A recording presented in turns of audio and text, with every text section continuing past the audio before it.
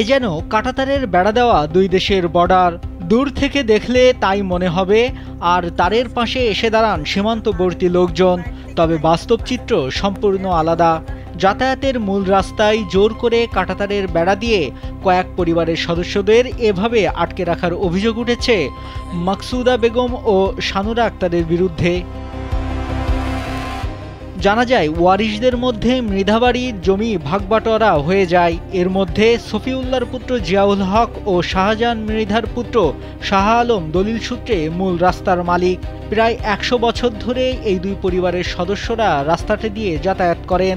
এখন যে কোনো ব্র্যান্ডের পুরাতন এসি বদলে নতুন ওয়ালটন এসিতে উপভোগ করুন 25% ছাড়।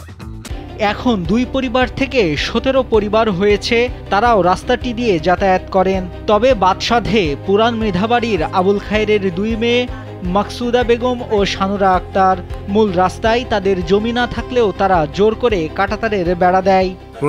সৌদি জায়গা হে ভাই বেচছে যে মালিক, সে না এটার বুঝতে দিব, আর ভাই হোক না, আর ভাইয়ে কিনছেন আপনি ৩,০০০ এটা বুঝতেছেন না, আপনি কোন দিয়ে আইছেন না আইছেন, আমার শেয়ারের জায়গা, আমরা ব্যাগ বাঘ।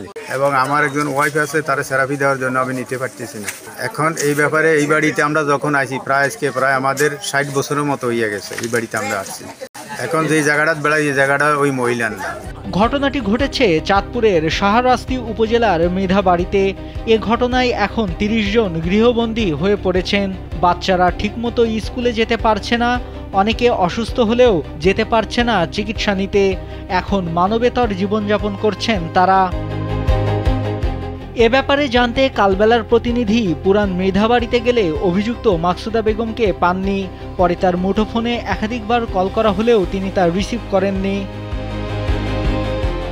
এদিকে দলিল সূত্রে রাস্তার মূল মালিক জিয়াউল হক ও শাহ আলম গৃহবন্দী দশা থেকে মুক্তি পেতে শাহরাস্তি ভূমি কর্মকর্তা বরাবর লিখিত অভিযোগ দেন।